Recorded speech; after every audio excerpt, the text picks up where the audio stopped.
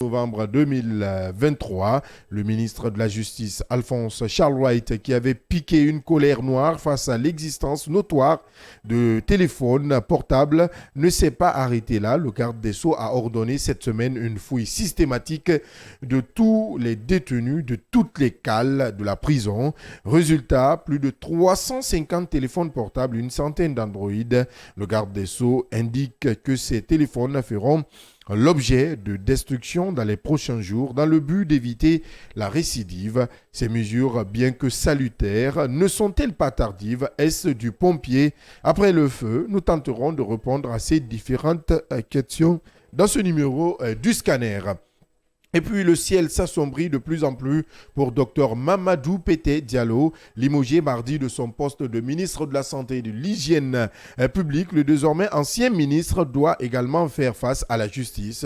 Triste réalité pour cet ancien membre de la Refondation. Oui, Refondation. Dans le courrier du ministère de la Justice, Dr Pété sera poursuivi pour des faits présumés de détournement. Il aurait profité de sa fonction ministérielle pour procéder dans le cadre de l'exécution de la convention entre l'État guinéen et la société ZMC signée en 2015 et autres à des exonérations sous le fond des présomptions graves de corruption, de détournement, de deniers publics et d'enrichissement illicite.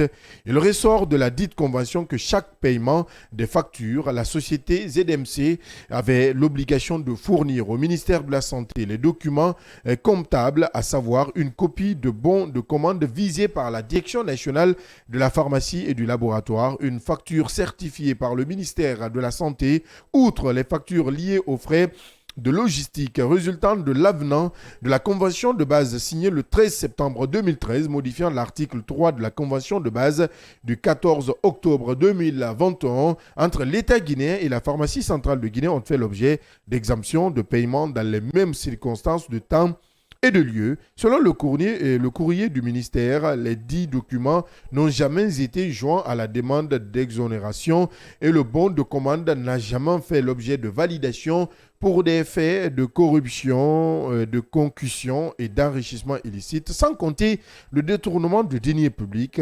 Les mêmes pratiques déclarent le courrier sont répétées dans la concession de l'hôpital Donka, IFH, où aucun contrat n'a été soumis. Les mêmes faits de corruption sont encore relevés par des documents comptables portant l'acquisition des vaccins dans le cadre de la campagne de vaccination.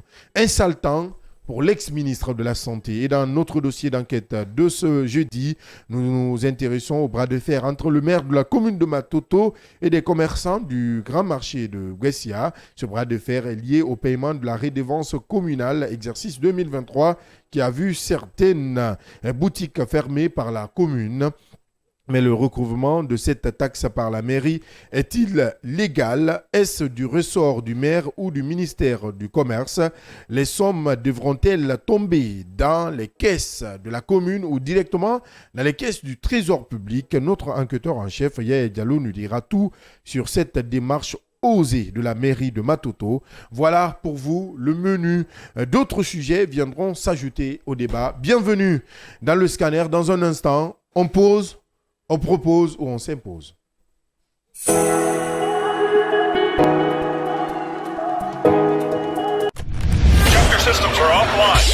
Le scanner, l'espace d'échange et de proposition qui promet la réflexion pour le développement. C'est l'interactivité au service du développement. Retrouvez la 89.5 des 9h pour de longues minutes de débat avec Abdallah Kamara et son équipe.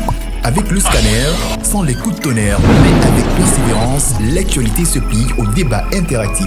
Le scanner sur Kavi Media. Merci de nous regarder sur Kavi TV si vous êtes sur le canal 500 du bouquet Start Time.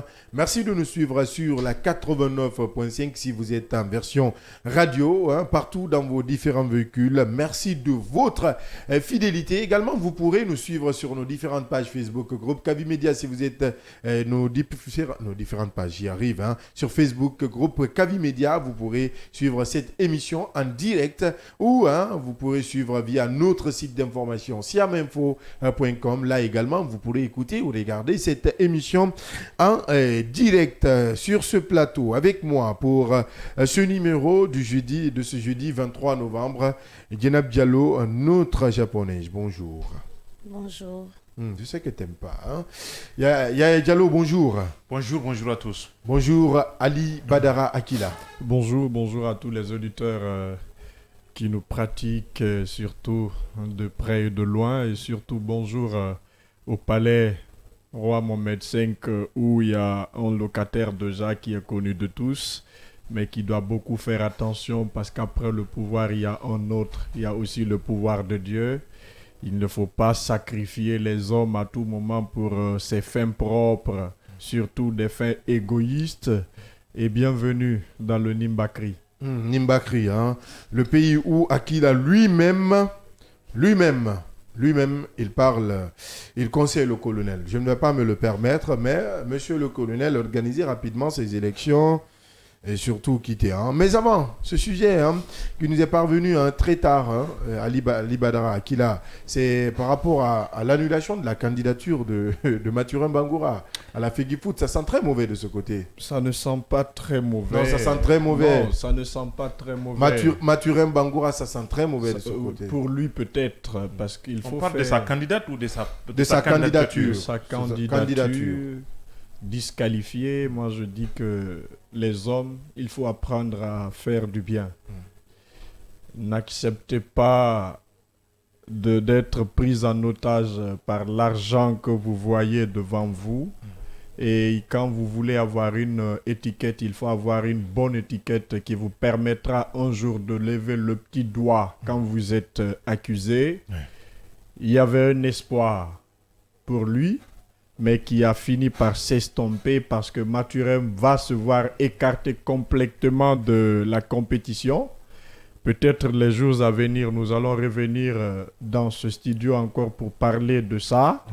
Vous n'êtes pas sans savoir que d'ailleurs, il est sous contrôle judiciaire, hein, si j'ai la bonne information qui date il y a de cela quelques mois avec la justice guinéenne. Mais un autre problème avec, je crois, la CAF, qui d'ailleurs n'est pas encore fini. Et pensez-vous qu'on peut avoir un président de la Fédération guinéenne de football qui a tous ces problèmes? Moi, je dis non, parce que c'est une problématique. Bon courage à Mathurin Bangoura. Ça va lui servir de leçon, surtout d'exemple pour les futures élections, si toutefois il est blanchi dans tous ces dossiers. Et surtout, bonne chance au futur président Akabe, parce qu'il n'a plus... Voilà. Oui. Tu fais de la campagne. Non, là. Il n'a plus d'adversaire. Non, tu fais de la campagne. Non, c'est pas de... Il y a deux autres. C'est pas de la campagne. Non, tu fais de la campagne là. C'est pas de la campagne, mais je dis au futur président, bonne chance et bon courage à lui. Peut-être qu'il saura rassembler tous les acteurs du football guinéen, parce que vous voulez me parler des candidats. On connaît l'histoire de ces candidats qui n'ont fait que capoter dans leur gestion de club en club. Où est le résultat? Pour ne citer que ceci, il faut revoir un peu l'histoire de l'ASK. Vous me donnerez raison dans ce studio. Bien. Ce qui est déjà compris, Diallo, un courrier que j'ai reçu tard dans la nuit, c'est de nos confrères de inquisiteur.net. Dans ce courrier, on attend quand même commission électorale de recours, décision numéro 00C9/FGF, je ne vais pas me mettre dans tout ça. Affaire Amadou Touré, commission électorale de la Fédération guinéenne de football, recours contre la validation par la commission électorale des candidats, des candidatures de M. Mathurin Bangoura, M. Mikailou Sampou et M. Kourtimadi Kaba et autres. Nature électorale, la commission électorale de recours statuant en sa session ordinaire du 21 novembre 2023 à laquelle siégeait Moustapha Bokoum, président, Ali Touré, vice-président, Ali Silla, secrétaire. Vu la requête, on parle de partie. Première partie, c'était un long courrier, je ne vais pas me mettre à lire tout ça, un long courrier de 8 pages. 8 pages, mais si on doit retenir quelque chose, c'est que à la dernière phrase, on dit, ou au dernier chapitre, par ses motifs en la forme, déclare recevable, j'y arrive. La requête de M. Ahmadou Abdoul Touré, Au fond, déclare le recours fondé dans ses griefs relatifs à la violation des règles d'éthique de la Fédération guinéenne de football et la méconnaissance des dispositions liées aux résultats d'enquête d'habilitation, dit que les candidatures de M. Mathurin Bangoura, Mikaïlou Sampou et M.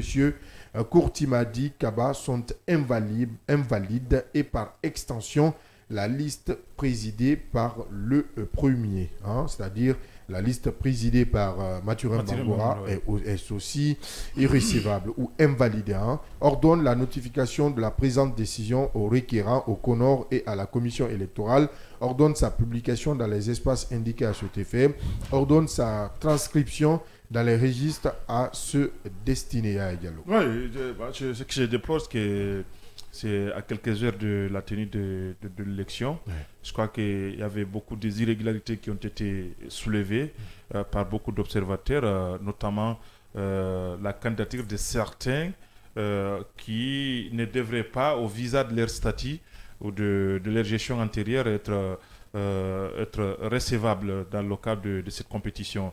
Je crois que finalement, à mon avis, c'est une rectification tardive. Aujourd'hui, Mathurin Bangoura, c'est vrai qu'il est impliqué pas que dans une affaire, dans deux ou plusieurs affaires, en tout cas qui est pendant devant la justice, mais jusque-là, il bénéficie de ce qu'on appelle la présomption d'innocence. Donc, de ce fait-là, cet argument-là, à mon avis, ne pouvait pas lui disqualifier dans cette course-là. Maintenant, est-ce qu'il y a d'autres arguments ou d'autres éléments qui ont concouru à cette invalidation? La question reste posée. Mais aujourd'hui... Non, ça a été dit déjà dans le courrier. C'est que le courrier est tellement vaste qu'on ne va pas se mettre à détailler. Mais sinon, tout a été détaillé dans ce courrier de 7 pages. Très bien. Mais Mathurin, je crois qu'il aura le temps de contre-attaquer, de voir. Mais il y avait beaucoup de gens aussi qui pensaient qu'il n'était pas un candidat idéal, d'autant plus qu'il fait partie parmi les anciens quand même qui ont géré le football d'une manière ou d'une autre, et qu'il fallait complètement avoir ce qu'on appelle une peau neuve au niveau de la Fédération guinéenne de football. Donc, j'estime encore une fois que c'est dans la légalité qu'il a été exclu pour ne pas qu'on crie, disons, à une mascarade électorale ou à une discrimination. On le sait très bien. Mais ce qu'il faut dire, c'est que aujourd'hui, on ne sait pas, parmi ces candidats, les 3 qui restent, qui sera élu, parce que de tous est-il que si on prend le parcours des uns des autres, Abdul Karim Bangoura aussi était avec un certain niveau Antonio Soiré. Ouais. Même si c'est Antonio qui était le président, il nous a dit ici qu'il ne décidait pas, mais tout est-il qu'il n'a jamais démissionné parce qu'il était conseiller, il n'a pas été dans l'équipe dirigeante directement. Parce qu'il n'était pas d'accord avec un certain nombre de choses au niveau de la FEGIFOOT. Donc, il y a là-dedans certains aussi qui, à mon avis, traînent des casseroles et pour beaucoup d'observateurs qui ne devraient pas y figurer. Mais on a tant réclamé ce qu'on appelle une gouvernance vertueuse à la tête de la FEGIFOOT. Est-ce que cette fois-ci, ça sera le cas? Je reste sur ma faim parce qu'encore une fois, les magouilles continuent au sein même de cette commission qui est chargée d'organiser les élections. Mais j'estime encore une fois, au sortir de cette élection, le meilleur pour la Guinée et le meilleur pour le football guinéen sera élu. Et je crois que c'est ce qui est important. Oui, c'est très important. Oui, Djenab Diallo, un mot avant d'aller avec le premier sujet. D'accord. Je crois qu'on s'attendait tous à ce qu'il y ait des candidatures invalidées du côté de la FEGIFOOT. Et je crois que c'était dans ce sens-là qu'ils étaient en train d'étudier petit à petit les dossiers des différents candidats. C'est qu'il faut rappeler ici que beaucoup de gens pensent qu'ils ont attendu un peu tard pour invalider ces candidatures-là et que dans les statuts et règlements de la FEGIFOOT, il est dit que si l'on doit invalider une candidature, qu'il faut le faire 10 jours avant l'élection du président de la FEGIFOOT. Et c'est ce qui n'a pas été, je crois, respecté dans ce travail. Donc, je crois qu'il est important de rappeler que il est de leur ressort de voir quelle est la candidature la plus bonne, est-ce que ça répond aux critères, bien évidemment, pour la sélection des candidats et tout, mais il faut aussi respecter les statuts et règlements qui régissent, par exemple, la FECIFOOT. Oui. C'est très important et que chaque candidat devait recevoir un courrier lui notifiant l'invalidité de sa candidature. Et ceci aussi n'a pas été fait. Bien, hein, ce qui va être fait dans les prochaines heures, hein. Évidemment. Oui, Akil Ali Badara, on commence par ce premier sujet, ce sujet qui parle de ce bras de fer qui se profile à l'horizon. Hein. Je parle de bras de fer parce que je sais de quoi je parle. Ces acteurs sociopolitiques ayant participé au cadre du dialogue tapent du poing sur la table et demandent à Mori Kondé de revenir sur sa décision. Décision de recruter 39 ONG et associations pour assurer la communication et la mobilisation dans le cadre du programme de recensement administratif RAVEC. C'est un charivari digne de nom. C'est des comédiens que j'ai vus en train de parler aux médias. Oui, non mais sérieux, c'est des... Tu viens de quelle planète? Non, c'est des comédiens. Je sais pas où tu as dormi aujourd'hui, hein, honnêtement. D'accord.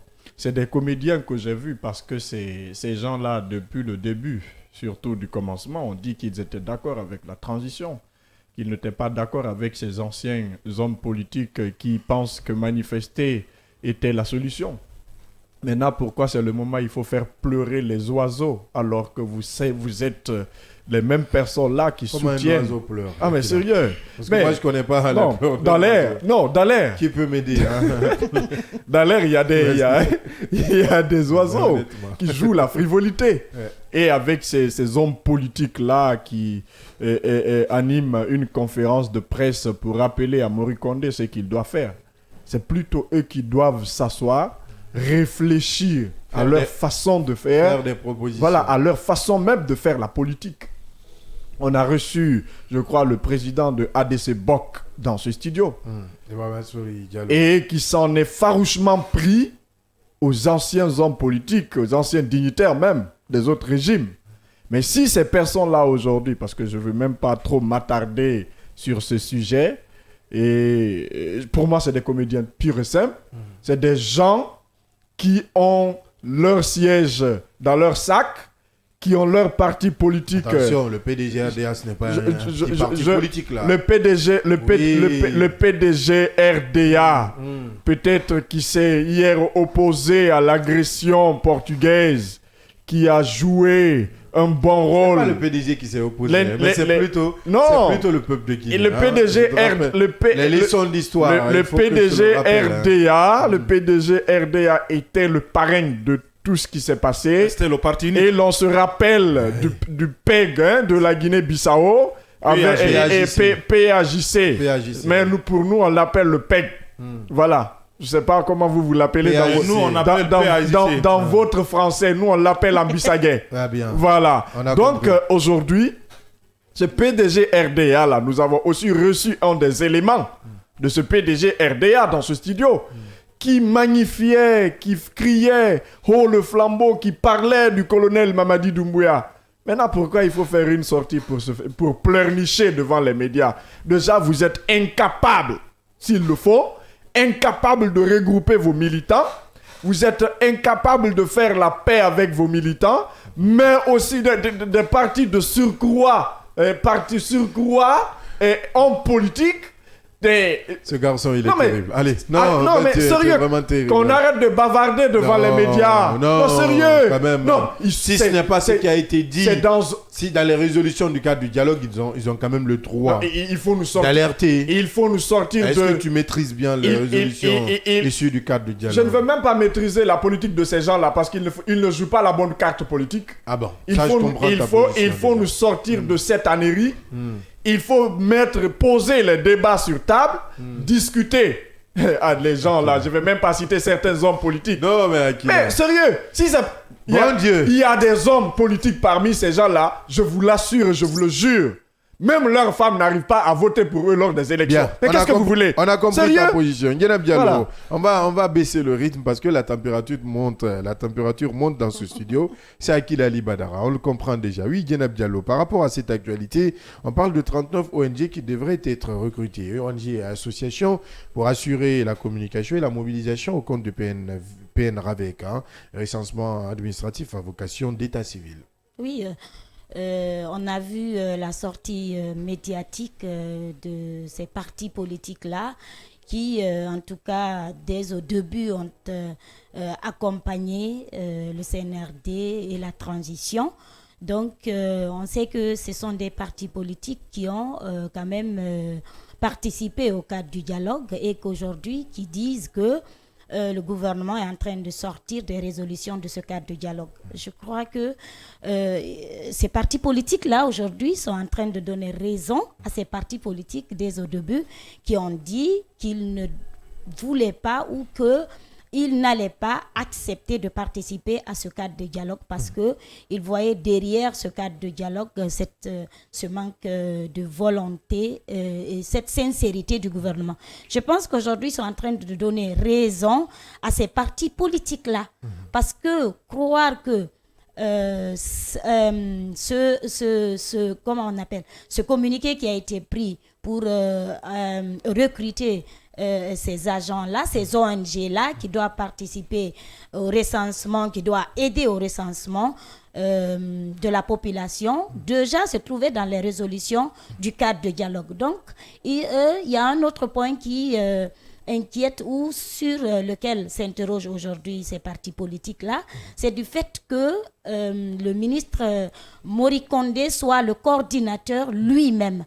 Je pense que c'est à ce niveau qu'ils ne sont pas d'accord et qu'ils demandent au ministre de revenir sur sa décision ou ils demandent tout simplement au ministre de partir du gouvernement. Ouais. Je pense que ces derniers temps, on a vu beaucoup, en tout cas, de politiques qui soutenaient la transition, qui commencent à se dire que peut-être que sur beaucoup de points, ils se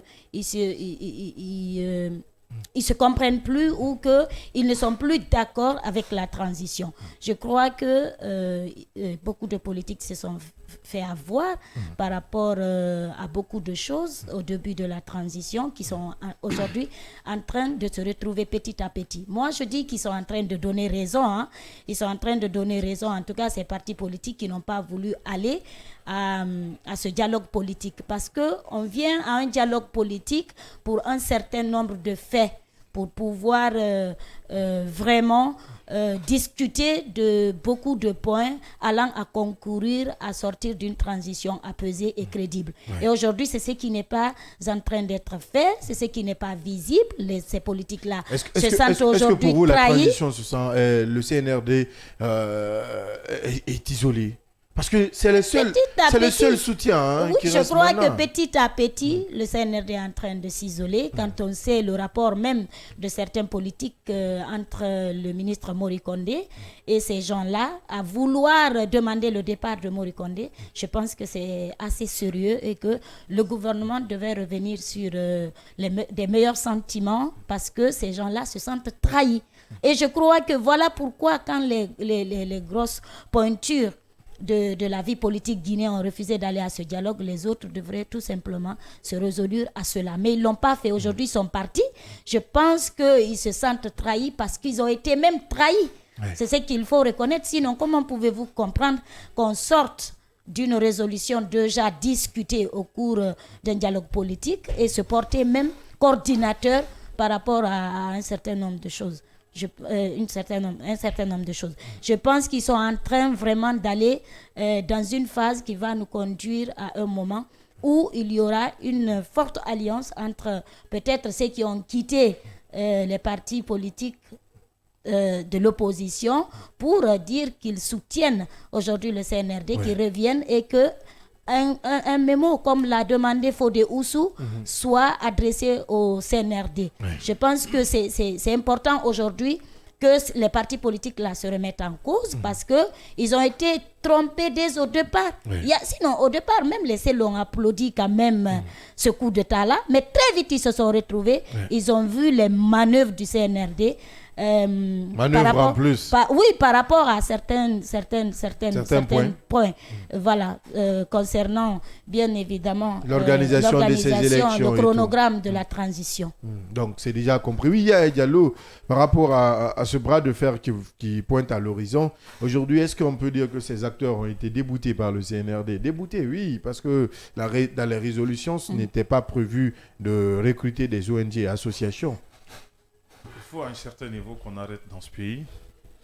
Et j'ai vu un regroupement d'un certain nombre de dealers politiques qui se sont regroupés pour faire du chantage. Ça s'appelle du chantage. Chez Jalla, vous savez très bien que c'était dès les premières heures qui se sont érigés en avocats pour défendre, disons, le CNRD. Non, c'est grave, ça, c'est aujourd'hui, studieux tu prends la place d'Akila, carrément. Non, je suis sur ma place, là. Allez. Voilà, Akila est sur sa place. Chacun joue ce rôle-là. Allez, vas-y. Non, mais c'est assez grave. Mais honnêtement, c'est assez grave. Hein. C'est assez, honnêtement, c'est assez grave. Il faut le prendre au sérieux. C'est un problème à prendre au sérieux. C'est vraiment grave. Honnêtement. Vous parlez de quel sérieux? Non, mais Akila, ça tu vas nous laisser évoluer. Ça vaut pas la peine de tu vas nous laisser évoluer dans le débat. Tu as eu ton temps d'antenne. Ça vaut pas la peine de prendre les gens là au sérieux. Non, mais sérieux, quand même. Oui, Yaya Diallo. Non, je serais obligé de couper son micro. Hein, tu l'as toujours fait, hein, ta dictature s'impose. Le problème fondamental de notre pays, c'est qu'aujourd'hui, le champ politique est infecté de toutes sortes d'individus sans vergogne qui s'invitent là. Permets-moi d'aller. Coupez-moi le micro d'Akila pour qu'on puisse avancer dans le débat. Coupez-moi le micro d'Akila. Permettez-moi d'y aller. Allez-y. Laissez Akila danser. J'ai eu la chance d'échanger avec un certain nombre de ces gens-là, notamment un certain nombre de leaders même qui se regroupent au niveau de cette convergence des acteurs sociopolitiques. J'estime encore une fois, c'est des gens qui ne défendent pas de valeurs. Ce qui les intéresse, c'est là où ils peuvent trouver leurs intérêts, peu importe. Demain, Mamadi n'est pas là. Si quelqu'un vient, ils sont capables d'avaler toutes les vomissures qu'ils ont pu vomir ici. Et puis voilà, et dire que jamais ils n'ont soutenu Mamadi Doumbouya. Donc c'est un peu cela. Mori Kondé sait très bien que c'est des gens qui ne pèsent absolument rien. Certains parmi ici passaient, prenaient leur café au niveau du ministère de l'administration du territoire. C'est des amis à Mori. Il s'est rendu compte que, écoute, là, peut-être la mission pour laquelle on les avait assignés est expirée. Donc ça vaut plus le coup. Et bien finalement, comment on fait? Il faut s'en débarrasser. On leur donne un coup de pied. Ça n'a aucun sens. C'est des gens qui continuent encore une fois à nous créer des problèmes. Oui, parce qu'on m'apprend que parmi ces leaders, il y a des proches de ces leaders qui se retrouvent au CNT, qui occupent d'autres postes de responsabilité. Donc c'est un véritable quiproquo. On nous dit ici, parce que je rappelle un tout petit peu, ils ont d'abord fait remarquer que depuis la mise en place du comité national de suivi des résolutions du cadre de dialogue, le ministre Mori Kondé ne s'est jamais présenté aux sessions du dit comité. Ça veut dire que c'est vide de sens. Ouais. Et ça doit leur faire comprendre que ces comités-là ne représentent absolument rien. C'est un ensemble d'un groupe de soutien. Des gens qui demandent, quelquefois du dépôt au ministre. Donc, à ce point-là, le ministre sait très bien que ce pas des gens qu'il faut prendre au sérieux. Ça, c'est le premier élément. Le deuxième élément, ensuite, qu'est-ce qu'ils ont mis l'accent sur le refus catégorique de mettre en place ce qu'on appelle l'Observatoire national des élections. Vous savez très bien que c'est quand on parle des intérêts qui lient les politiques, c'est à ce niveau-là. Quand il s'agit de se partager des postes, quand il s'agit d'un certain nombre de privilèges et des avantages, évidemment, c'est là où ils se font flèche de tout bois pour avoir un certain nombre de places. Et c'est des gens, à un certain niveau, on vit ce qu'on appelle une opportunité parce qu'il y a un certain nombre de leaders politiques qui ne sont pas d'accord avec la conduite de la transition. Ils se sont dit, écoutez, si les uns ne sont pas d'accord, c'est le bon moment pour nous de se créer ce qu'on appelle une place. Et c'est comme ça qu'ils se sont retrouvés là-dedans. Parce que je n'arrive pas à comprendre que des gens qui n'ont même pas ce qu'on appelle un élu au niveau de la commune puissent encore une fois parler au nom de la République. Je crois que c'est assez gravissime dans notre pays. Ensuite, qu'est-ce qu'ils disent? Au niveau du point 17 des accords du 21 décembre 2022, le refus de nommer ce qu'on appelle un coordinateur du PNRAVEC, dont Mori Kondé s'adgise selon Leur déclaration. oui, selon cette convergence, j'ai envie de dire cette divergence, la coordination en flagrante violation des textes en dépit de l'adoption des textes de textes réglementaires par l'OCNT et le refus d'organiser ce qu'on appelle des sessions d'échange et d'information sur la classe, avec la classe politique sur l'exécution et le niveau de mise en œuvre du chronogramme de la transition. C'est maintenant que ces gens se rendent compte qu'il y a ce qu'on appelle un flou total au niveau de l'exécution de ce chronogramme de la transition. Ce n'est pas aujourd'hui. Le problème aujourd'hui, c'est qu'ils se sont sentis complètement légers dans leur position. Ils ne comptent plus. Comment revenir sur l'échiquier politique peut-être et continuer à faire le chantage, puisque c'est de là qu'il s'agit.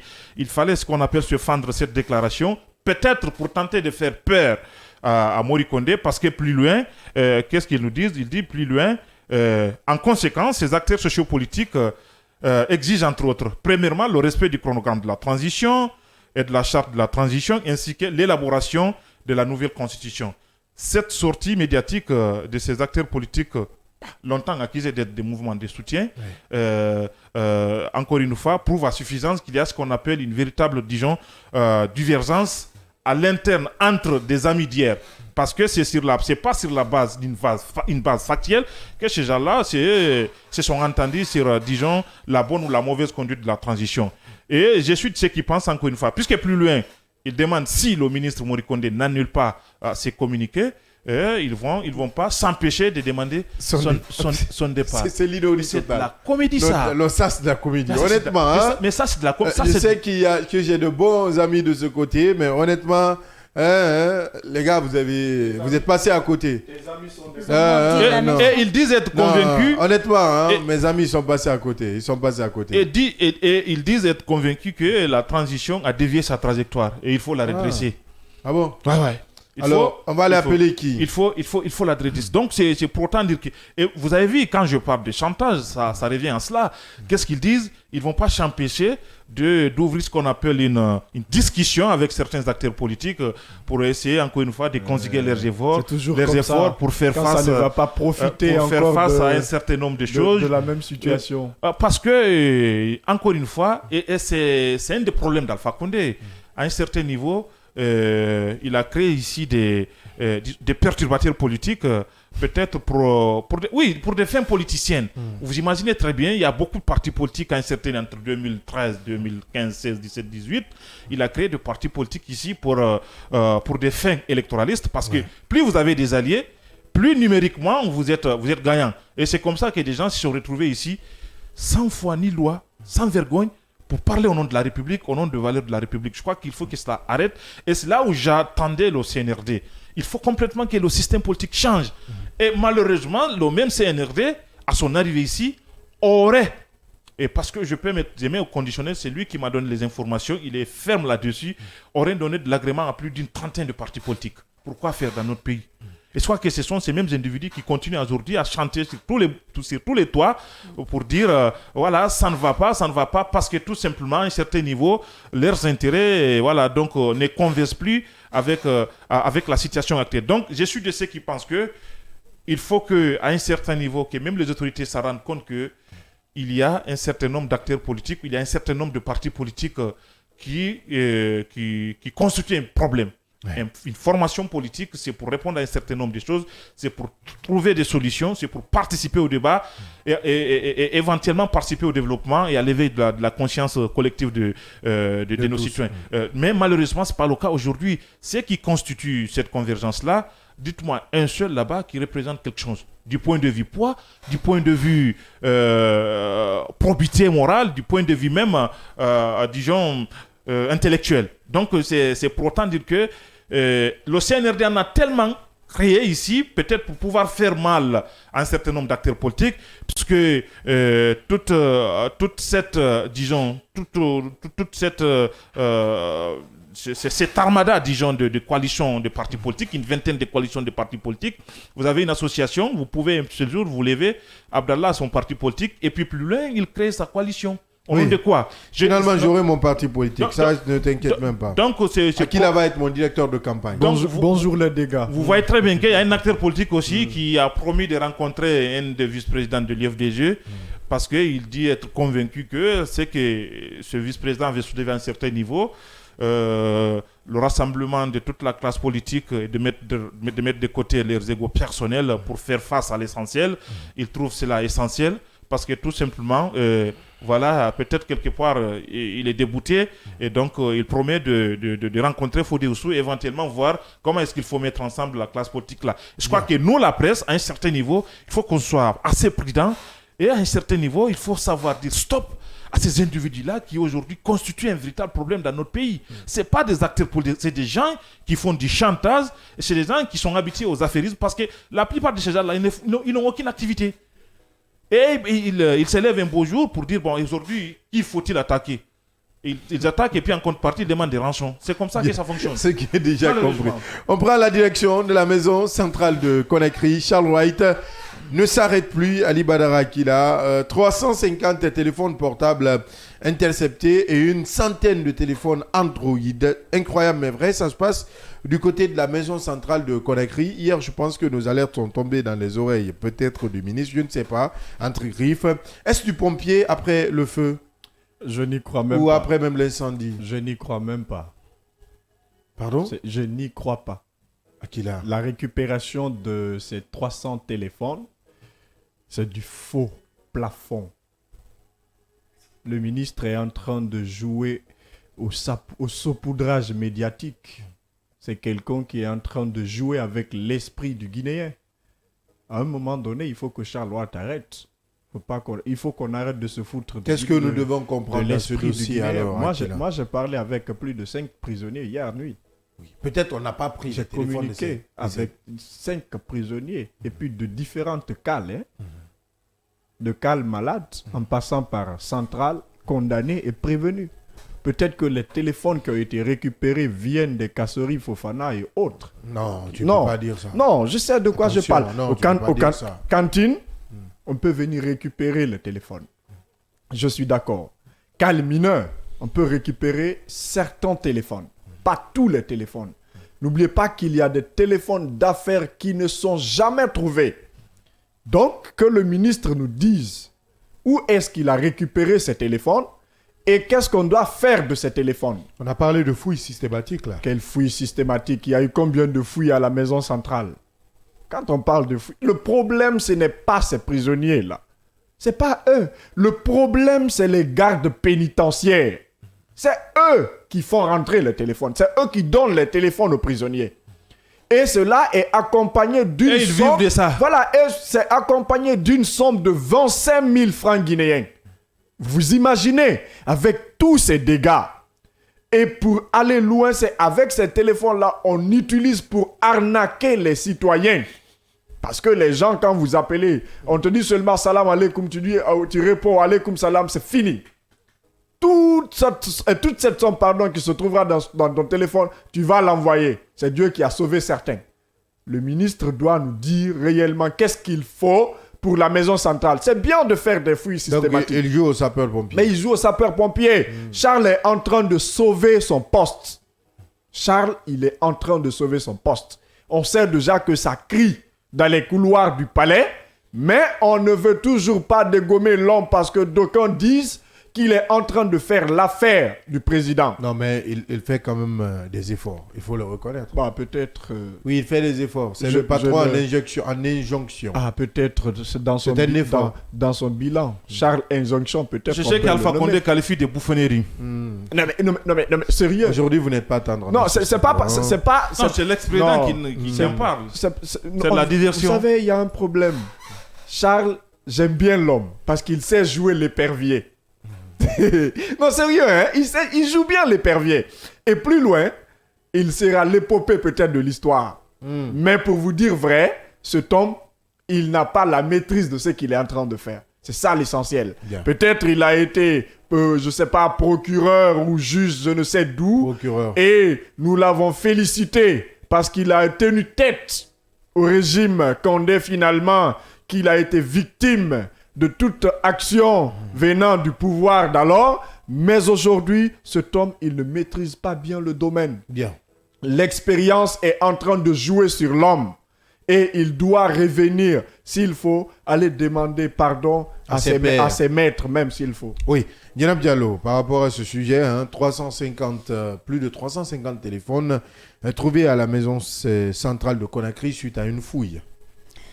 Depuis le 4 novembre, les informations ne désemplissent pas. Tous les jours, on a un nouveau dossier venant de la maison centrale. Je pense que c'est du Charles Whitegate. Ça ne peut pas finir. Et cette fois-ci, ce qu'on nous sort, c'est plus de 350 téléphones saisis sur les prisonniers. La question qu'on se demande, c'est pourquoi pas au lendemain de l'attaque de la maison centrale. Ou avant? Oui, avant, mais au lendemain, pourquoi on n'a pas directement, on n'est pas passé à ces fouilles-là? Pourquoi c'est maintenant qu'on s'attelle à cet exercice-là? C'est la première question qu'on se pose. L'autre chose que je veux dire, c'est que dans toutes les maisons centrales du monde, dans toutes les prisons du monde, vous ne verrez pas un prisonnier qui est en possession d'un téléphone. Ce n'est vraiment pas possible. Je pense que ce qui est en train, cette lutte-là, c'est une lutte valable. Non, même si ça n'existe pas de façon officielle. Ça ne doit pas exister, Merci. Là, je suis d'accord. Ça ne doit pas exister. Donc on se dit que ça n'existe pas, ça ne doit pas exister. Bien. Parce là, que chez les autres, on voit quand même il y a des mesures, de grandes mesures qui sont prises pour ne pas bafouer le droit de ces prisonniers-là. Et c'est ce qu'on se demande aussi. Est-ce que il y a déjà des préalables qui sont établis ici pour permettre à tous ces prisonniers de la maison centrale aujourd'hui de pouvoir communiquer quand ils le veulent ou quand il le faut? Est-ce qu'il y a des téléphones fixes qui sont là pour que ces prisonniers-là puissent être dans leur droit de communiquer? Parce qu'ils ont quand même le droit de communiquer. C'est une bonne chose d'enlever ces téléphones-là avec ces prisonniers-là parce qu'on sait que tout passe à travers le téléphone. Si on prend un prévenu, on l'envoie à la maison centrale, c'est pour lui couper du monde extérieur. Et si ce prisonnier-là... Pour vous aider, Djadja, le problème de la maison centrale commence d'abord par le gardien-chef. Oui, justement. S'il vous plaît, quand vous venez à la maison centrale, étant un nouveau prisonnier, vous rentrez dans la cour. Le premier accueil, c'est le gardien-chef. Il vient, vous êtes assis. Tu donnes le numéro d'un membre de ta famille. Vous savez qu'est-ce qu'il fait? Pourtant, les prisons c'est la même chose, il n'y a pas de différence. Mais il te dit, bon, donne-moi le numéro de ton papa ou de ta mère. Tu donnes le numéro, il appelle. La première somme qu'il demande d'abord, c'est 500 000 francs. Et puis en te disant, il te menaçant même, si ta famille ne n'envoie pas l'argent là, je vais t'envoyer là où il y a des bandits. Je vais t'envoyer là où il y a des criminels. Et toi, une personne qui n'est même pas associée à une telle pratique, tu ne donnes pas cette somme, tu te retrouves face dans le groupe même, au bon milieu de ces bandits. Il y a une dangerosité qui ne dit pas son nom à la maison centrale. La corruption d'abord commence par le gardien-chef. Il faut revoir le cas du gardien-chef qui est en complicité directe avec le régisseur. Tous les régisseurs de la maison centrale ont posé des dégâts. Et c'est des gens qui sont en complicité directe. Et s'il faut, parce que souvent on accuse, on victimise ces pénitenciers. Le problème n'est même pas les pénitenciers. L'argent qui vient à la maison centrale, les pénitenciers n'en bénéficient presque pas. C'est plutôt le gardien-chef et le régisseur. Maintenant, s'il y a un problème, il faut s'attaquer à ces deux personnes. Ils savent réellement ce qui se passe à la maison centrale.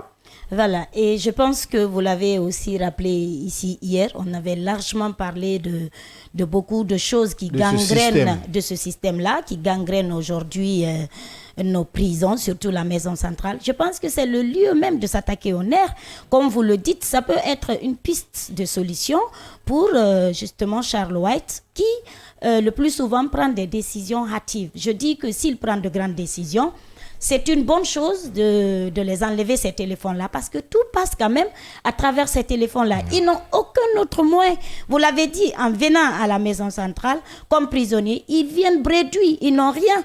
Mais qui les aide à avoir ces téléphones-là dans la prison. C'est cela qu'il faut chercher aujourd'hui. Ils sont connus de tous. Je pense qu'en le faisant aussi, il ne faudrait pas bafouer leurs droits. C'est de cela moi je parle. Bien. Il faut, s'ils n'ont pas de téléphone sur eux, qu'ils aient un autre moyen de communication. C'est comme ça se passe un peu partout. Bien. On En tout essaye... cas, ils ont des caméras de surveillance. La 7e caméra de surveillance fait face directement à la cellule de Dadis Camara. Ouais. Mais comment ils ont pu exfiltrer les PV de la maison centrale que Charles White nous donne parle des des bons explications. dossiers qu'il s'explique clairement. Évidemment. Voilà. Yaya Diallo, par rapport à cette fouille systématique, ces mesures de sécurité renforcées, on parle de 350 téléphones. Akila ne croit pas, n'y croit pas. Écoutez, Charles est dans la diversion. Vous savez, il faut vaille que vaille justifier, disons, son innocence, il faut le dire comme ça, dans le cadre de cette évasion, ou écarter toute responsabilité implicite du ministère de la Justice dans le cadre de cette évasion. Donc, sur ce, il faut sacrifier un certain nombre de choses, il faut créer des dégâts collatéraux. Et c'est ce qu'il est en train de faire aujourd'hui. J'estime encore une fois, et ça c'est pour l'État. Si l'État est sérieux avec lui-même, je crois qu'il est assez fort pour nous retrouver Pivi. C'est là où se trouve le débat. Où est Pivi? Mais c'est non, sérieusement. Ce matin-là, je te comprends vraiment pas. Sérieusement. La posture du matin, là, c'est compliqué. Sérieusement. Oui. Ouais, je me suis vu avec... Oui, je comprends. Les 500 millions te rentrent. Allez, vas-y. Je viens de l'aéroport, là. Allez, je comprends. Honnêtement. Non, mais honnêtement, hein, c'est compliqué, c'est très compliqué. Donc, c'est pour autant dire que aujourd'hui, encore une fois, certains vont payer le prix de ce sur quoi ils ne sont pas responsables. Le lourd tribut même. Vous comprenez un peu. Les téléphones, ça existera toujours. Aussi longtemps que la maison centrale existera, il y aura de téléphone. Il y aura de téléphone. Je crois que ça, c'est ce qu'il est en train de faire ici, c'est du non-sens. Et deuxièmement, on a là-dedans les cassos non. les cassos c'est pas du non-sens quand même. C'est votre On droit. a vu les 3, les 4 téléphones que Pivi avait. Il s'est servi de ces téléphones-là pour aujourd'hui sortir de la maison centrale. Tu ne peux pas avant nous Pivi, il y dire... avait des évasions. Non, mais arrêtez. Ne dites pas que... Après Pivi, il y en aura. C'est peut-être la manière. Voilà, il y en aura. Il y a eu des évasions. C'est pas du non-sens. Il y a eu évasion à l'image Non, faut pas remettre aussi de prison tout le temps. brique. J'avais parlé de l'évasion de Sidi ici hier.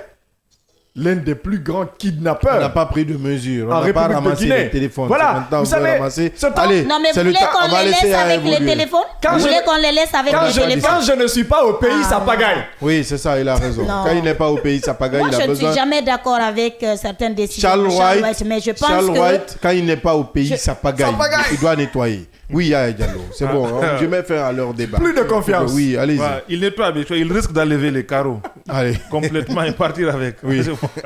à la maison En ce moment, centrale. il ne c'est reste plus une surface là. Donc, c'est pour autant dire qu'il y a des jeunes gens qui sont là-bas, je crois que qui ont longtemps purgé leur peine, qui devraient quand même être complètement situés sur leur shore. Je crois que c'est en cela qu'on attend le ministre de la Justice, garde des Sceaux, et par ailleurs ministre des Droits de l'Homme. Et je crois que c'est pas interdit à un certain niveau, qui ceux qui sont puissent communiquer à un certain niveau avec certains de ses proches.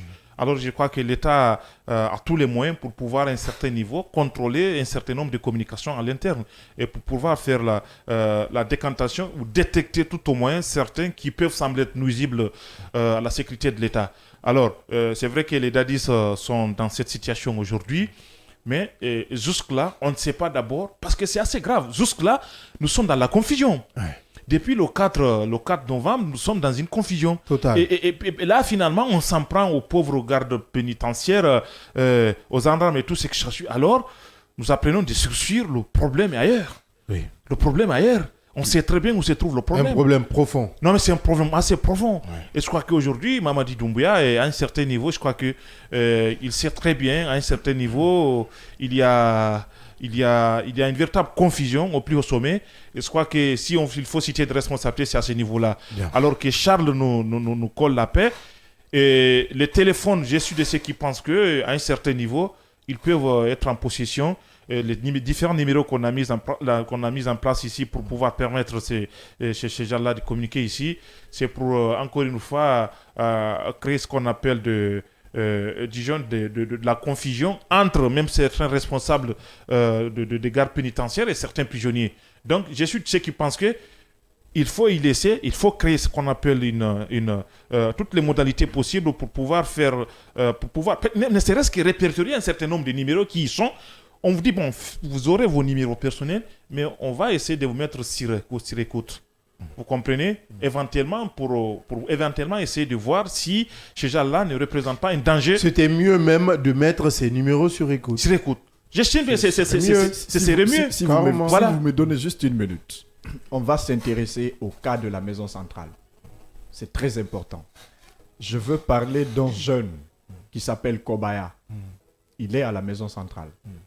À cause d'un écran 14 qui a pour condamnation 6 mois seulement. 3 mois assortis de sursis. Le jeune, il a fait 2 ans. 2 ans, 4 mois.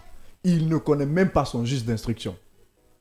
Il ne connaît, à cause d'un écran 14, il est en prison. Il ne connaît pas son juge d'instruction. C'est des dossiers classés ensuite. Voilà. Ça. Deuxième, on n'y revient pas. En fait, il faut qu'on s'intéresse beaucoup, on a beaucoup au cas de la maison centrale. Il y a un autre jeune, à cause d'un téléphone portable. Vous savez c'est quoi? Les autres téléphones là qu'on appelle les Alcatel Android là.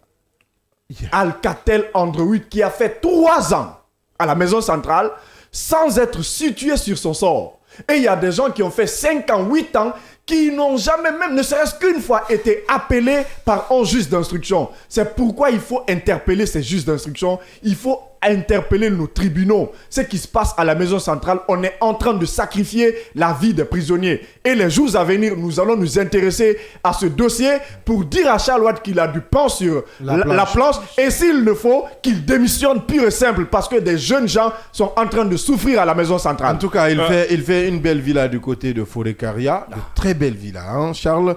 C'est un bon architecte. Et j'estime qu'il aime trop rappeler qu'il est le directeur de la politique pénale du gouvernement. Soit que ça ne s'arrête pas au niveau de poursuites judiciaires contre X ou Y. Je crois que ça sous-entend tout simplement qu'il y a des gens aujourd'hui qui, à un certain niveau, ont commis des infractions, mais qui sont en train de subir par endroit l'injustice. Je crois qu'il faut à un certain niveau qu'on essaie de revoir les cas. Et il y a comme ça des gens pour des histoires de futilité qui se retrouvent et qui font plus de 5 ans, 6 ans, 7 ans au niveau de la maison centrale.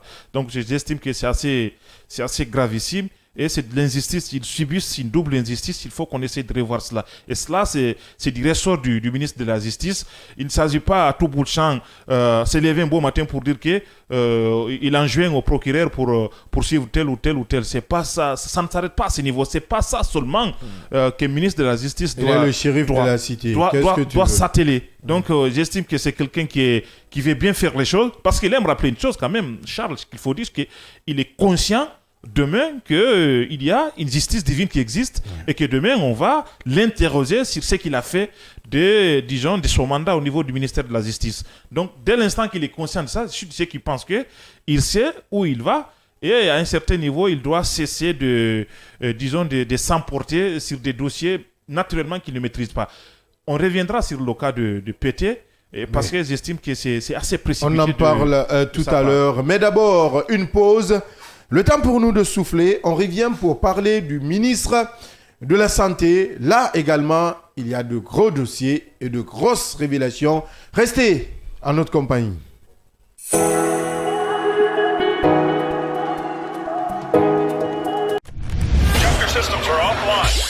Le scanner, l'espace d'échange et de propositions qui promet la réflexion pour le développement. C'est l'interactivité au service du développement. Retrouvez la 89.5 des 9h pour de longues minutes de débat avec Abdallah Kamara et son équipe.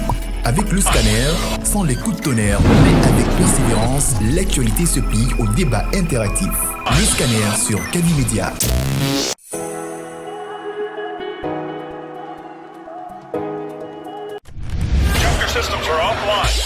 Le scanner, l'espace d'échange et de propositions qui promet la réflexion pour le développement. C'est l'interactivité au service du développement. Retrouvez la 89.5 des 9h pour de longues minutes de débat avec Abdallah Kamara et son équipe. Avec le scanner, sans les coups de tonnerre, mais avec persévérance, l'actualité se plie au débat interactif. Le scanner sur Kavi Média. Vous nous suivez sur l'ensemble synchronisé de nos médias. Merci de nous préférer sur Kavi FM 89.5, de nous regarder sur Kavi TV, canal 500 du bouquet StarTime. Nous parlons de grosses révélations. Oui, c'est de très grosses révélations.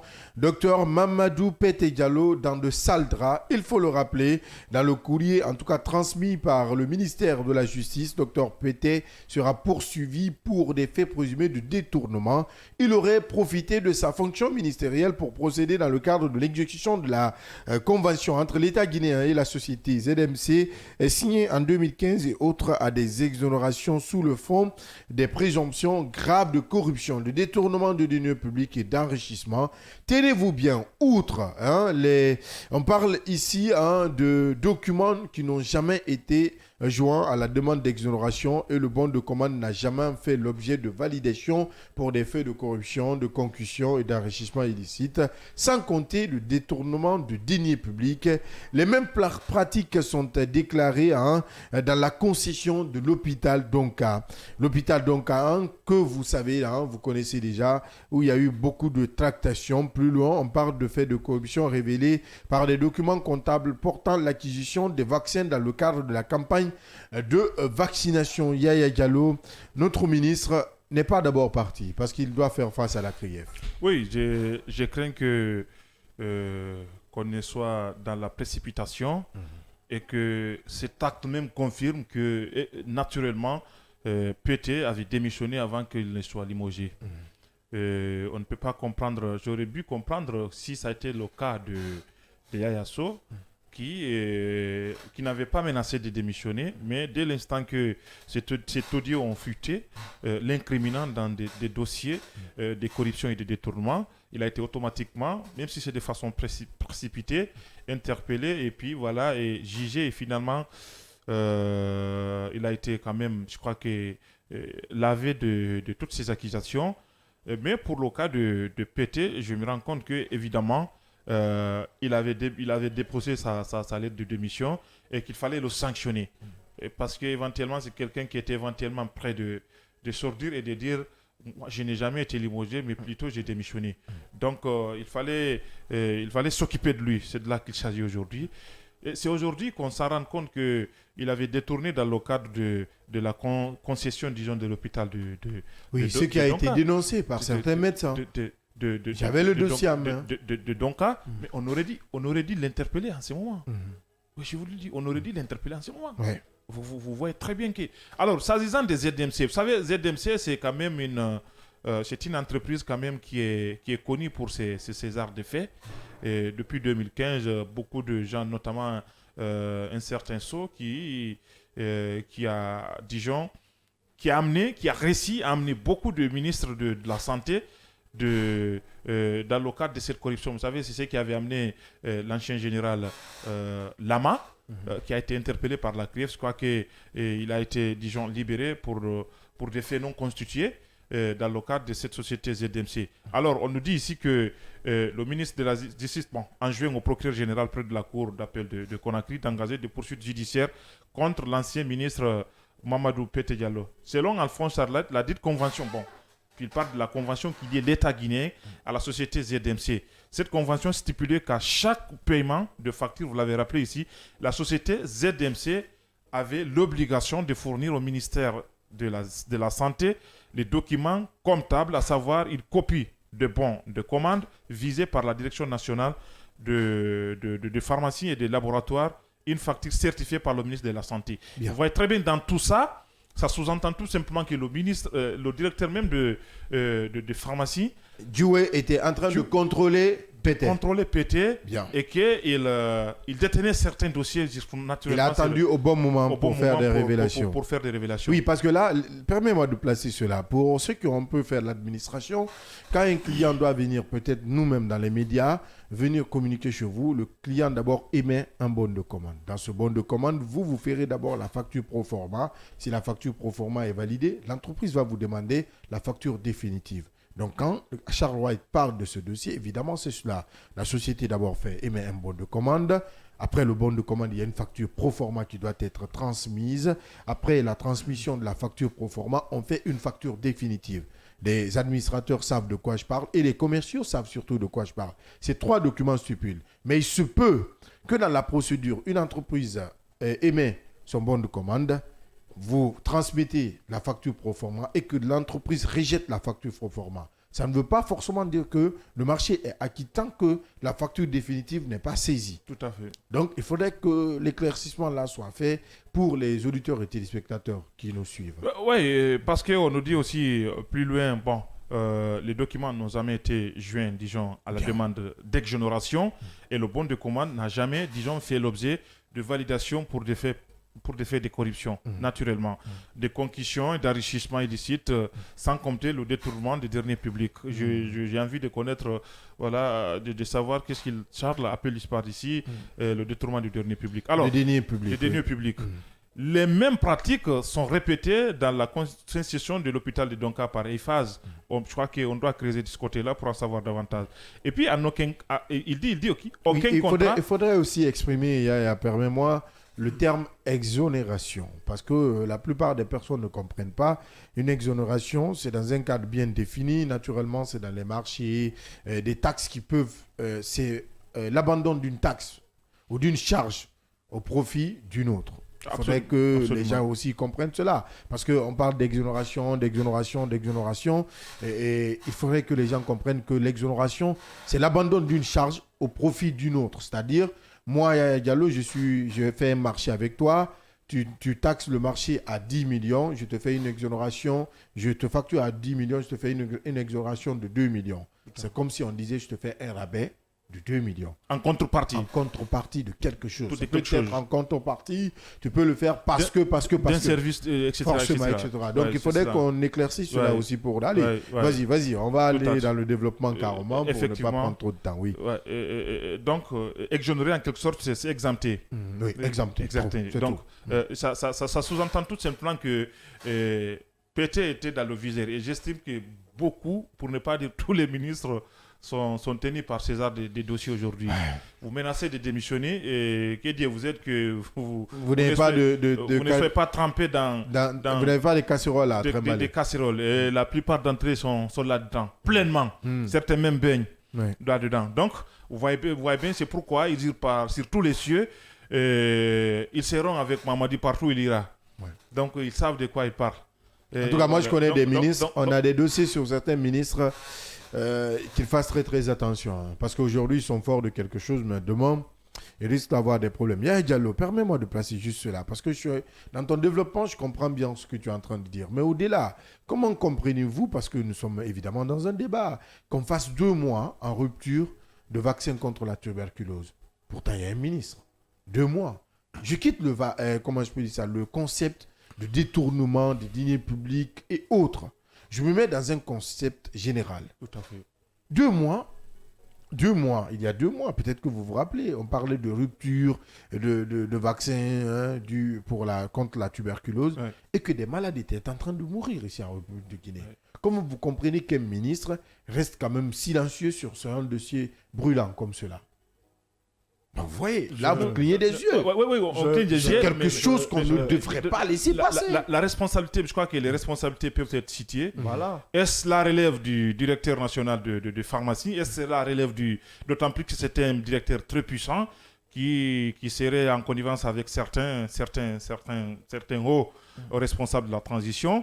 Et est-ce que c'est parce qu'à un certain niveau, peut-être le ministre se voit léger dans ses fonctions et qu'il disait, écoute, je laisse tomber parce que par endroit, il est frustré. Et non, à vrai dire, moi, j'ai côtoyé les deux. Ce que je sais, côté sécurité, Djoué avait plus de sécurité que le ministre de la Santé. Donc plus important que le ministre. Oui, voilà. Évidemment, je suis allé au bureau de Djoué. Ceux qui le savent, ils le savent. Au ministère, là-bas, vous trouvez un agent devant la porte du bureau, vous trouvez un agent dans son salon à l'attendre au niveau de l'accueil, vous trouvez 2 agents devant son propre bureau avant de rentrer. Donc, ça vous fait déjà 4 agents. Je ne citerai pas les agents qui sont aux alentours, qui n'ont pas de tenue, qui sont en train d'observer. Parce que c'était un monsieur qui se battait contre un cartel. Hein. La vente de produits illicites des produits pharmaceutiques, c'est quand même un cartel. Il ne faudrait pas l'oublier. Véritable cartel. Dans laquelle vente s'est impliqué plusieurs barons de la transition. Ça, il faut le dire. Et laissez-moi vous apprendre qu'il y a un dossier brûlant qui a été quand même rappelé il y a quelques mois, peut-être si tu te rappelles, 6 ou 5 mois, par nos confrères de FIM FM. Je me permets de citer nos confrères, parce que là, on a parlé de 75 milliards qui ont été donnés par le gouvernement pour subventionner les centres de santé. Dites-moi, aujourd'hui, à date, quels sont les centres de santé qui ont bénéficié de cela? Rares sont les centres de santé. Donc, au-delà du détournement, ce sont des faits qui existent, qui peuvent quand même, comment je peux dire ça, accabler le ministre. De l'autre côté, on parle de 5 millions de dollars qui ont été investis dans des vaccins périmés. Et j'ai quelqu'un à la pharmacie centrale, un proche à la pharmacie centrale, qui a toujours dénoncé cela. Mais puisque le ministre, à l'époque, était fort de quelque chose, le dossier n'est pas revenu sur la table. Oui. Les médias, certes, en parlaient. Certains médias osaient en parler, mais le ministre ne s'est jamais justifié. Et jusqu'aujourd'hui, ces vaccins, la pharmacie centrale n'a jamais accepté de recevoir ces vaccins. Yeah. Où sont partis ces vaccins? Est-ce qu'aujourd'hui, le ministre Pété Diallo n'est pas trempé carrément dans la vente illicite de ces produits? Est-ce qu'il n'aurait pas, je pose bien l'hypothèse, est-ce qu'il n'aurait pas injecté ces produits sur le marché guinéen afin qu'on puisse ventiler ces produits pour qu'ils puissent récupérer l'argent et ramener l'argent vers le gouvernement? En collaboration avec certains pharmaciens illégaux. Vous voyez, ou légaux même. Donc, il faudrait qu'on fasse très très attention. Je suis bien d'accord que le ministre ait des capacités, des potentialités, un cadre aguerri. Mais je peux être aussi d'accord qu'il a trempé à un certain moment dans la corruption, comme presque tous les ministres de ce régime. Écoutez, moi, je termine pour que les collègues puissent prendre leur temps d'antenne. Je suis de ceux qui pensent encore une fois que je crois que lui-même, il ne serait pas contre le fait qu'il faut essayer de fouiner et de revoir, parce qu'au nom de ce principe de redevabilité, voilà. Donc, j'estime que, puisque chez lui, il faisait partie ici de certains, disons, un des porte-parole du autoproclamé du colonel, qui avait même demandé ici aux Guinéens de prier pour le colonel et tout ce qui s'ensuit, ce qui n'est pas... qui avait fait comprendre aux Guinéens pour lui qui a pratiqué le colonel Mamadi Doumbouya, c'est quelqu'un qui est de bonne foi, et c'est quelqu'un qui aime tellement la Guinée que quelquefois même il pleure pour les enfants, pour les enfants ou pour les jeunes Guinéens, tellement qu'il aime la Guinée. Alors, s'il est avéré que ce monsieur-là est trempé dans une quelconque corruption, j'estime encore une fois, c'est bien fait. Et il faut qu'il réponde de ces actes. Ouais. Parce que ce sont des gens qui ont cru à la rectification constitutionnelle, qui ont cru à la justice boussole de la transition, qui ont cru à la moralisation de la chose publique. Eh bien, si M. Diallo est dedans, qu'il réponde de ses actes. En tout cas, on parle d'une centaine de milliards, plus d'une centaine de milliards de francs guinéens qu'il trimballe. 75 milliards plus 50 milliards, déjà, ça fait... Mais ce qu'il faut signaler, c'est que ça a tout l'air du deux poids, deux mesures. C'est un guet-apens. Non, elle a attendu un guet-apens, Yaya. Il est tombé dans le piège. Non, laissez-moi aller jusqu'au bout. Il est tombé dans le piège. Non, Pété n'est pas tombé dans un piège. Vous savez, j'ai rappelé ça sur ma page depuis longtemps qu'un ministre voulait démissionner. Et aujourd'hui, l'histoire m'a donné raison. Il y a un problème. Poursuivre Pété pour enrichissement illicite, corruption, relève d'une bêtise, d'une bassesse. Non, oui, ça relève. Il y a des preuves là. Ça relève. Non, j'assume. On dit poursuivre. J'assume. Est-ce qu'on l'a dit inculper? J'assume. Est-ce qu'il y a des preuves? J'assume. Il y a des preuves. Les produits périmés, à hauteur de 5 milliards. Où sont ces produits? J'assume ce que je dis. C'est des choses qu'on peut bien justifier. Les vaccins ont été périmés. Ça existe. J'assume ce que je dis. Dans quelles conditions ces vaccins-là ont été achetés? Il faut chercher à savoir. Mais qui a acheté? C'est mon temps d'antenne. On cherche des éléments, on les regroupe avec des gros mots pour inculper les gens. Non, moi je parle pas de ce que le ministère est en train de dire. Il y a 2 mois, Pété est un agneau sans défense. On veut le crucifier. Bien, je suis d'accord. On veut le crucifier. Tu peux dire tout ce que tu veux. Mais c'est mon temps d'antenne quand même. Est-ce que tu peux... On échange là, hein? Justifier quoi? Comment est-ce que tu peux justifier des vaccins périmés qui se retrouvent en République guinéenne? Justifiez-moi, aidez-moi. Des vaccins périmés. Aidez-moi. Pété a hérité d'un ministère qui d'ailleurs on connaît tous dans ce studio. Je comprends. Vous comprenez? Je comprends. Aujourd'hui. Pardon, de faits. Oui, on parle on parle bien sûr des faits. Vaccins périmés. À hauteur de 5 milliards de francs guinéens. Est-ce que c'est Pété C'est qui? Est-ce que c'est lui? Qui est ministre de la Santé? Est-ce qu'il a fait une commande? Yaya l'a rappelé tout à l'heure. Mon Dieu. Yaya l'a rappelé tout à l'heure dans ce studio. On lui a confié une tâche, la tête, mais on a coupé sa langue. C'est-à-dire? Mais il n'était pas indépendant. Pétain n'était... Pourquoi il n'a pas sonné l'alerte? Mais je l'ai rappelé. Pourquoi? Il avait menacé de quitter. Il y a un problème. Je le dis et je le réitère, moi, dans ce studio. Ces gens-là jouent une plaisanterie. Bien. C'est ça. Et le poursuivre pour enrichissement illicite, s'il te plaît. Enrichissement illicite, détournement ou corruption relève d'une bêtise. D'autant plus qu'on sait qu'on a perdu 75 millions de dollars ou d'euros, je ne sais de quoi, avec une société minière. Celui qui est accusé, on le sait.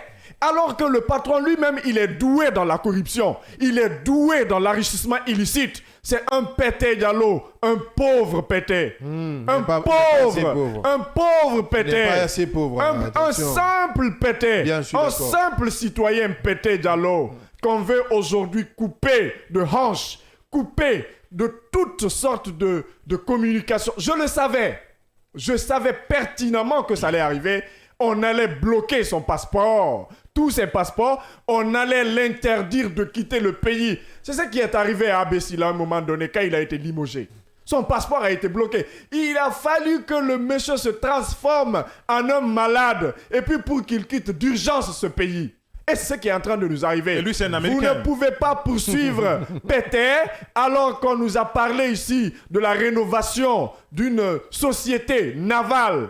Quand le directeur au temps d'Alpha est venu à rénover ce bâtiment, celui-là qui est là l'a fait avec une somme de 14 milliards de francs guinéens. Un autre responsable du même groupe est accusé. Je pense que tu reviens sur la même chose. Je ne reviens. On dit bien Je finis, s'il vous que plaît. tous les ministres du CNRD sont trempés dans la corruption. C'est parce qu'on a dit... Je finis. Je finis. Tu es en train de te répéter, là. Peut-être c'est le moins corrompu. Pété n'avait... Mais Merci. ils sont tous dedans. Quoi, C'est Pété que n'est pas exemple de toute critique. Absolument. Attention. Pété n'avait aucune force Et j'estime dans que... ce gouvernement. Vous avez vu quand il avait parlé de la secrétaire. Une secrétaire qui s'oppose à toutes les décisions d'un ministre. Oui, parce que l'ordre a été donné à la présidente. Exact. À la secrétaire de ne pas le faire. Alors, pourquoi ne pas quitter? Alors, pourquoi frère. faire de lui victime de cet acte roublard? Akila. Non, ça m'énerve. Akila. Non, sérieux. Faudrait que tu te calmes. Ça m'énerve. Akila. On va échanger. Pour un cadre aguerri. Je le dis à qui veut l'entendre. Parce que moi, je n'ai pas étudié pour que quelqu'un me fasse de moi ce qu'il veut. Non. Moi, j'ai étudié. S'il y a quelqu'un ou des personnes qui ont payé mes frais de scolarité, ce sont mon papa et ma maman. Là, je m'arrête là. Point. Tout. Point. Je m'enorgueille. Si je vois que je ne me sens pas dans mon environnement, je quitte. Ce n'est pas ça le cas. Il n'a pas quitté. Alors, tu restes pour sauver un honneur. Après, l'honneur te rattrape. Tu quittes. Vous me suivez. Tous les cadres, ils vous comprennent. me Il n'a pas quitté. Vous me rejoignez carrément. Alors, on parlait du ministre de la fonction publique. Alors, pourquoi quand il a été victime de tout, j'ai dit que si il pouvait, il allait partir. Le problème est que dans ce pays, nos cadres n'ont pas la culture de démissionner. Bien. Tu as tout et dit. aujourd'hui, on va laisser Guénaba aller. C'est Tu as tout dit. On va laisser Guénaba aller. Allez, Guénaba. Non, Akila, on va te juste 2 secondes. Juste 2 secondes. Je regarde le chrono. 2 secondes. Ces exceptionnistes-là qu'on appelle les putsch qui sont venus, c'est des gens qui sont en train de s'enrichir illicitement dans ce pays. Oui, Guénaba Diallo.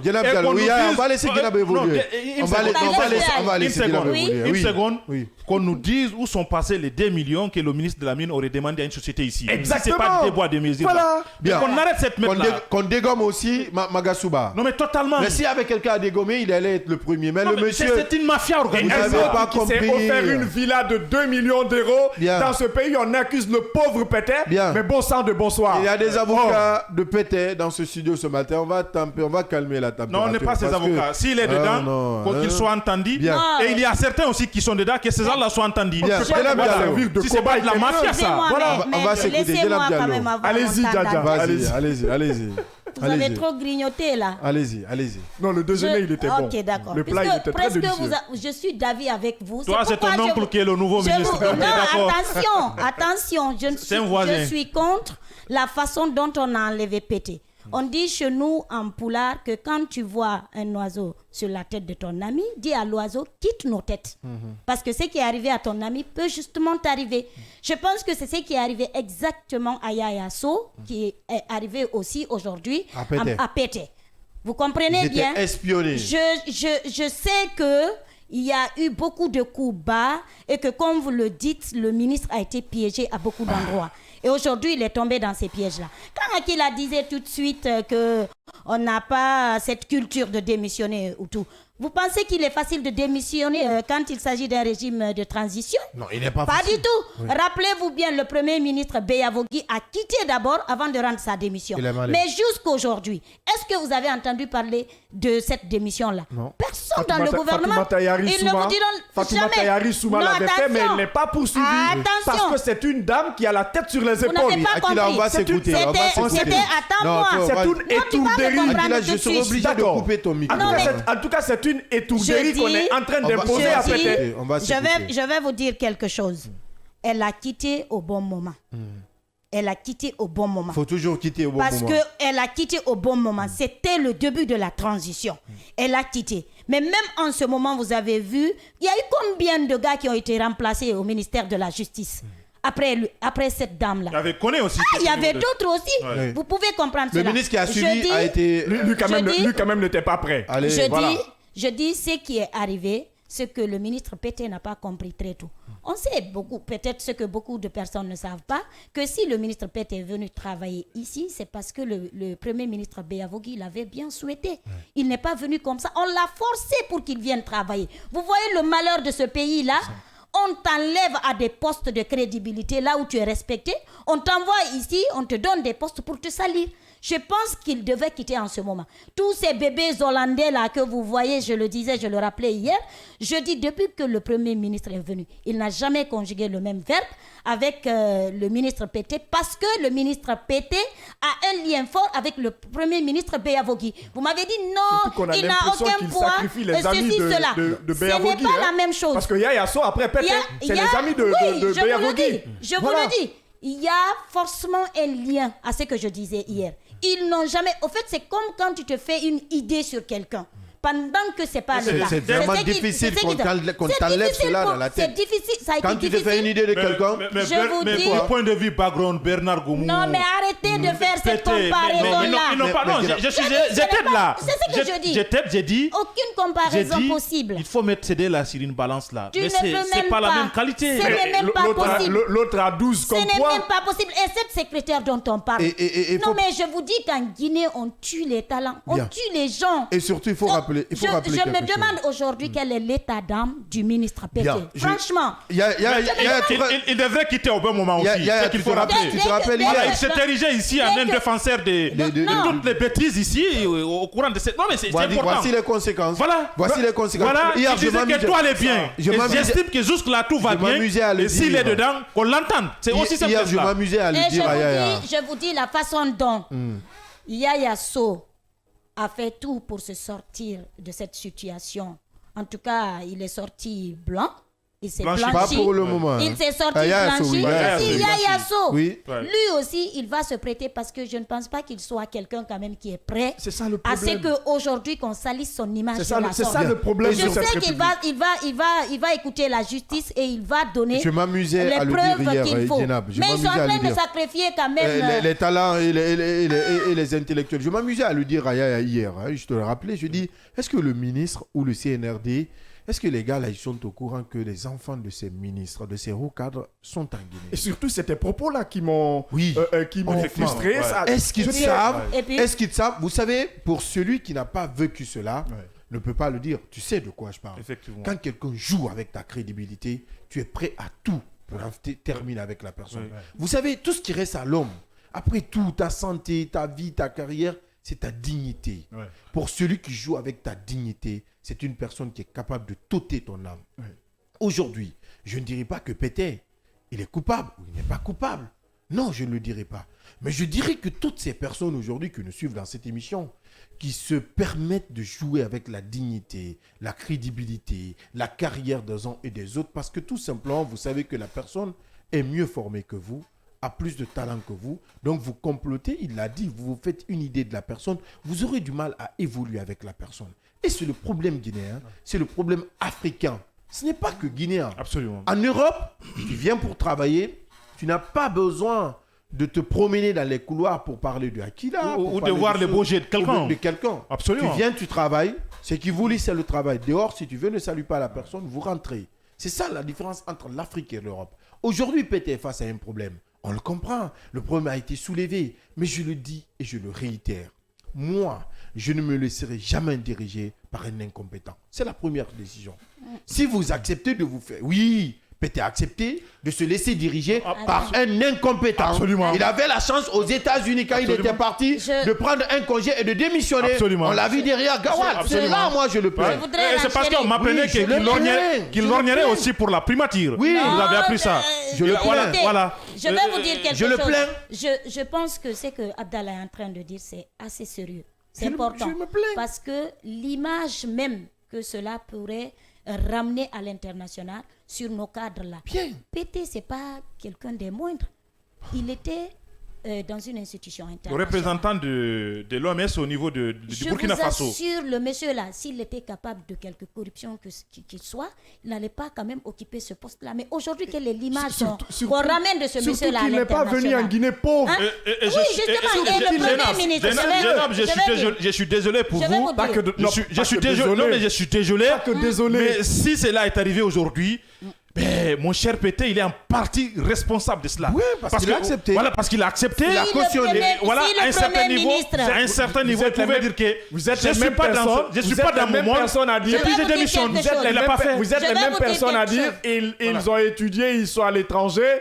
Ils ne veulent pas venir travailler dans leur pays. Le problème, il n'est pas obligé non plus. C'est ce que tu as rappelé tout à l'heure. Il n'est pas obligé. Difficilement, il est venu travailler ici. On lui a forcé la main et c'est le ministre Il y a un problème dans ce pays. Je vous le dis. Et il a vu les conditions dans lesquelles Béabogi a quitté. On va s'écouter, on va s'écouter. Il y a un problème dans ce pays. On va s'écouter, s'il vous plaît. C'est la médiocrité qui est célébrée. On va s'écouter. C'est l'incompétence qui est en train de draguer aujourd'hui l'administration. Si vous prenez parmi tous ces ministres-là, je le rappelle toujours, nous sommes dans une médiocrité qui ne dit pas son nom. Elle est en train de gangréner l'administration.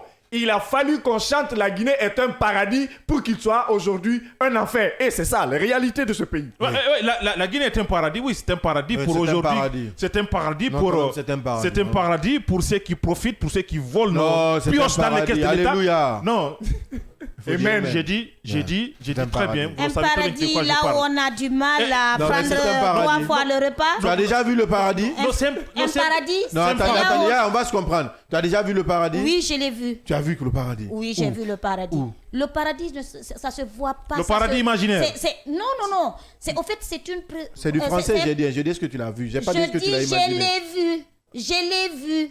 Et si tu vas sur avec cette question-là, tu ne verras jamais quelqu'un qui te dira, mais ce paradis-là, on prie tous les jours pour ce paradis. Pour le moment, c'est notre paradis. On prie pour ce paradis. Pour le moment, c'est notre paradis.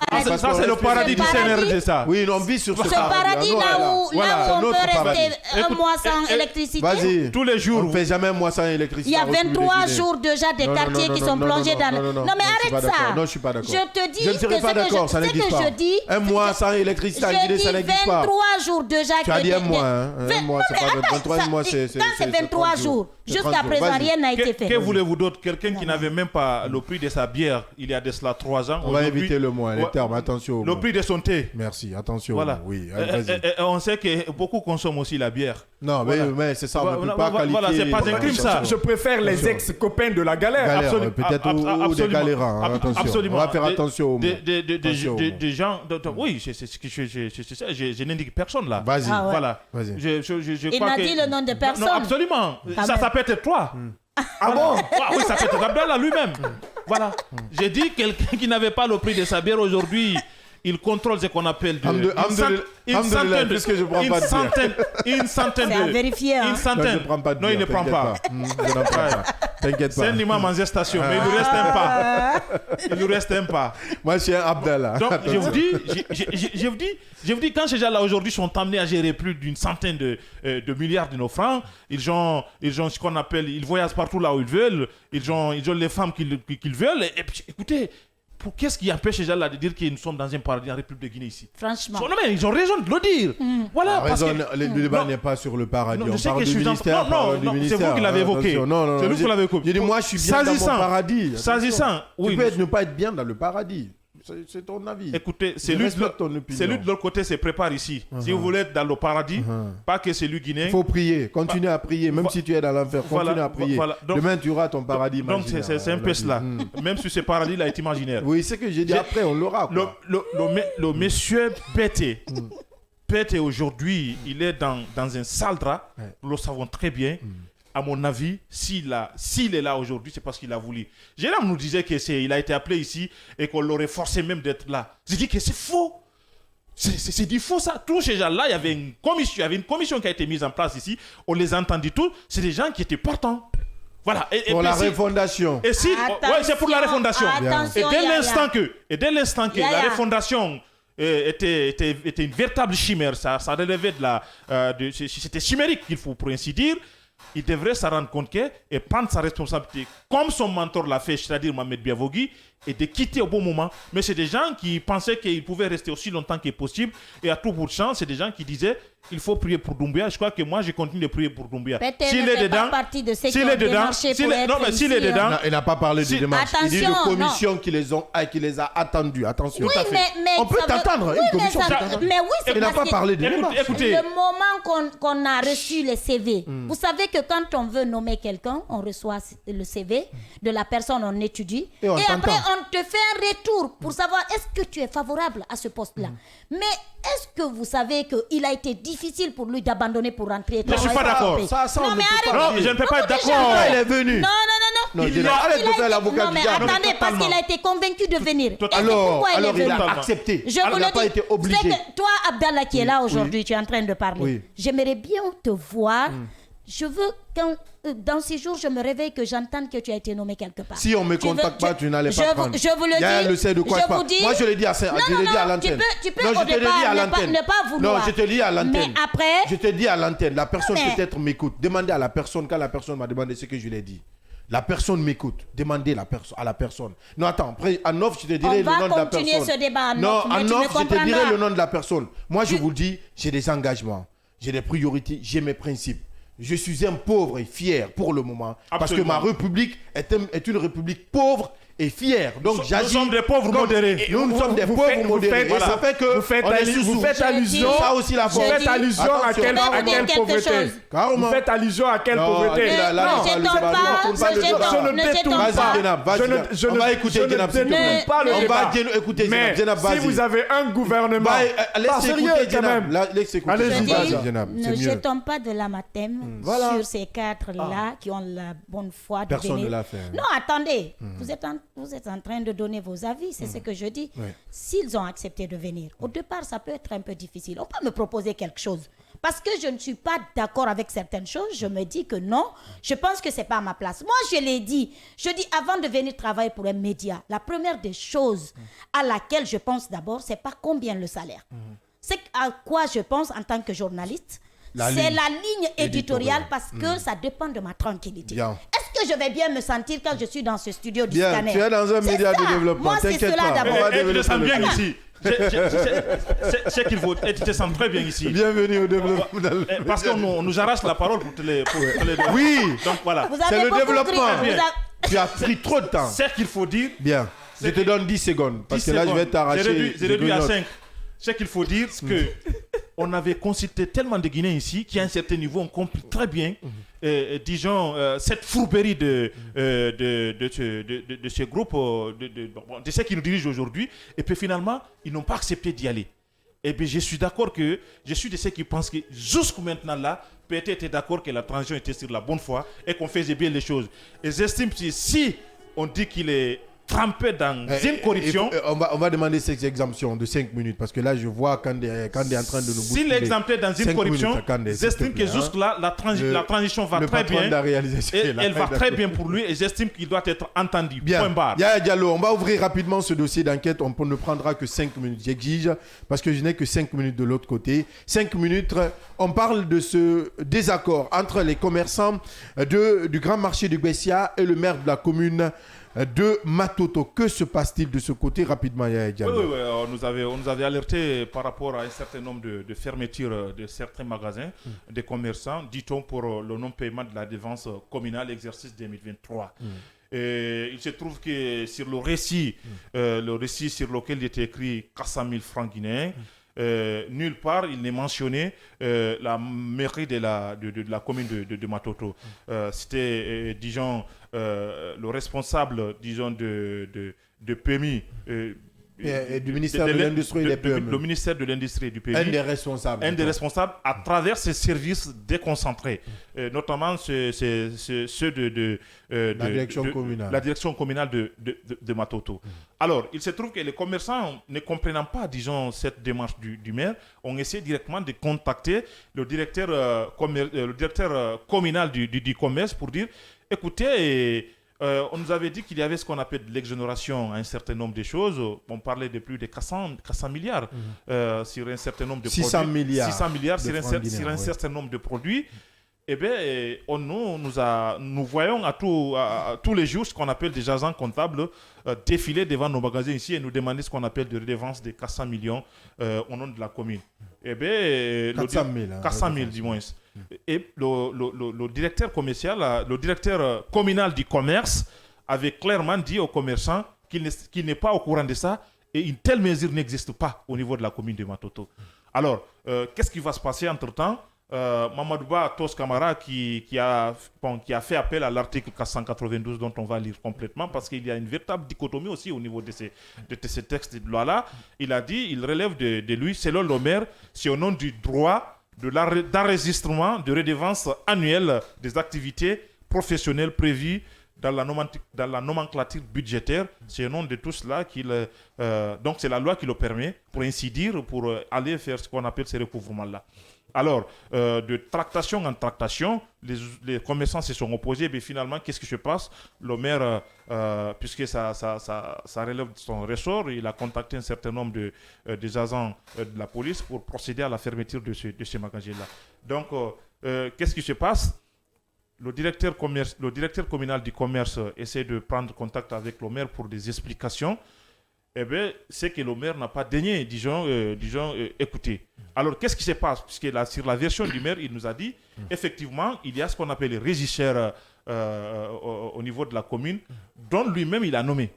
Donc, c'est le maire qui a nommé le régisseur et non la direction communale. Absolument. Et alors, normalement, c'est la direction communale du commerce qui devrait, disons, nommer un régisseur qui devrait procéder à son tour de nommer un certain nombre des agents comptables qui devraient faire ce qu'on appelle ces recouvrements. Donc, ce qui n'a pas été le cas, et bien finalement, qu'est-ce qui se passe? Les commerçants vont essayer de se diriger au niveau de la direction communale du commerce à travers un certain nombre de responsables, puisqu'il y a là-dedans ce qu'on appelle le responsable communal aussi de la chambre du commerce.